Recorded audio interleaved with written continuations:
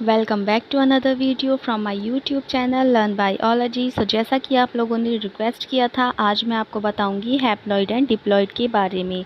इससे पहले class 12 chapter number 5 principle of inheritance and variation के नोट्स का लिंक आपको डिस्क्रिप्शन बॉक्स में मिल जाएगा, वहां से आप PDF डाउनलोड कर सकते हैं।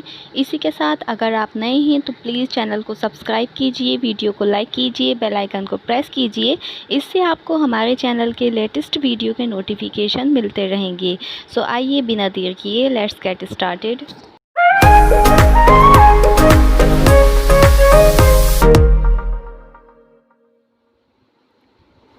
सो इफ़ हम किसी भी सेल की प्लॉइडी की बात करते हैं, प्लॉइडी मीन्स किसी भी सेल में कितने सेट्स ऑफ क्रोमोसोम्स प्रेजेंट हैं, तो उस बेसिस पर हम सेल्स को कैटेगराइज कर सकते हैं हैप्लॉइड और डिप्लॉइड में।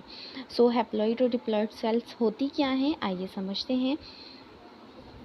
हैप्लॉइड वो होते हैं जिनमें single sets of chromosomes present होते हैं, एंड डिप्लॉइड वो होते हैं जिनमें क्रोमोसोम्स के 2 सेट्स प्रेजेंट होते हैं।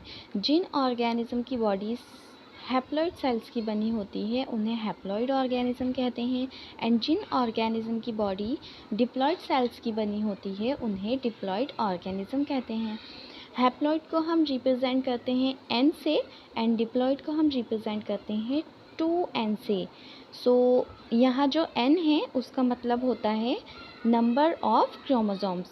ठीक है, यहाँ पे जो N है उसका मीनिंग होता है नंबर ऑफ क्रोमोसोम्स, कितने क्रोमोसोम्स प्रेजेंट हैं किस सेल में। तो इससे हमें क्लियरली समझ आ रहा है कि हैप्लॉइड में क्रोमोसोम्स का एक सेट प्रेजेंट होता है, एंड डिप्लॉइड में 2 सेट्स। डिप्लॉइड का एग्जाम्पल है ह्यूमंस। हम डिप्लॉइड ऑर्गेनिज्म हैं। हमारी बॉडी के हर सेल में 23 क्रोमोसोम्स का पेयर पाया जाता है, यानी टोटल क्रोमोसोम्स हर एक सेल में कितने हुए, 23 + 23 = 46 क्रोमोसोम्स। क्रोमोसोम्स क्या होते हैं? क्रोमोसोम्स थ्रेड लाइक स्ट्रक्चर होते हैं जो न्यूक्लियस के अंदर प्रेजेंट होते हैं। सो इफ़ यूजुअली एक आइडिया देना चाहूँ तो हैप्लॉइड सेल्स को ऐसे भी रिप्रेजेंट कर सकते हैं। ठीक है, हम ऐसे भी रिप्रेजेंट कर सकते हैं हैप्लॉइड सेल को। ये सेल है, इसके अंदर न्यूक्लियस है, एंड न्यूक्लियस में केवल एक सेट ऑफ क्रोमोसोम्स प्रेजेंट है। ठीक है, एंड डिप्लॉइड सेल्स में क्या होता है, ये सेल है, ये न्यूक्लियस है, एंड इसमें 2 सेट्स ऑफ क्रोमोसोम्स पेयर में प्रेजेंट होते हैं।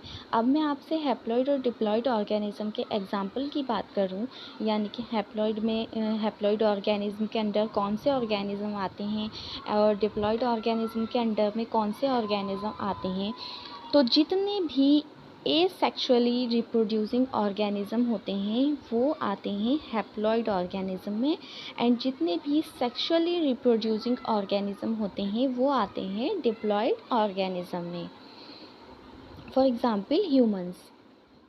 अब एक बहुत ही इम्पॉर्टेंट बात, every cell in human body is diploid except sperm and eggs. ये बिल्कुल सही बात है, हम डिप्लॉइड हैं, हमारी बॉडी में सारे सेल डिप्लॉइड हैं। एग्जाम्पल लीवर, स्टमक, स्किन सब डिप्लॉइड होते हैं except sperm and eggs. Eggs and sperm जो होते हैं वो होते हैं हैप्लॉइड। ऐसा क्यों होता है कि यही हैप्लॉइड होते हैं? तो इस बात को समझने के लिए यहाँ देखिए, जब भी फर्टिलाइजेशन का प्रोसेस होता है तो एक स्पर्म एंड एक एग का फ्यूजन होता है। अभी मैंने आपको बताया कि स्पर्म और एग हैप्लॉइड होते हैं, तो यहाँ हम लिख देते हैं कि स्पर्म की प्लॉइडी N एंड एग की प्लॉइडी N।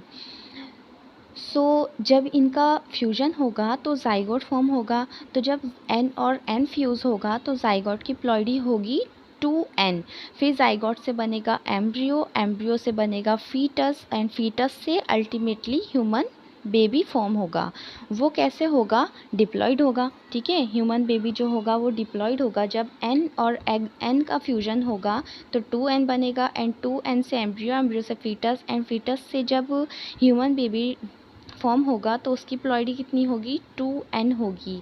अब यहीं अगर हम एसेक्सुअली रिप्रोड्यूसिंग ऑर्गेनिज्म की बात करते हैं तो यहाँ तो आपको पता है that there is no fusion of gametes, यानी कोई भी एसेक्सुअली रिप्रोड्यूसिंग ऑर्गेनिज्म है वो अगर बडिंग कर रहा है ठीक है, वो अगर बडिंग कर रहा है या स्पोर प्रोड्यूस कर रहा है, जिस टाइप से भी वो एसेक्सुअल रिप्रोडक्शन को फॉर्म कर रहा है, तो पहली बात तो वो ऑर्गेनिज्म खुद भी हैप्लॉइड है, बड या स्पोर्स भी हैप्लॉइड होंगे।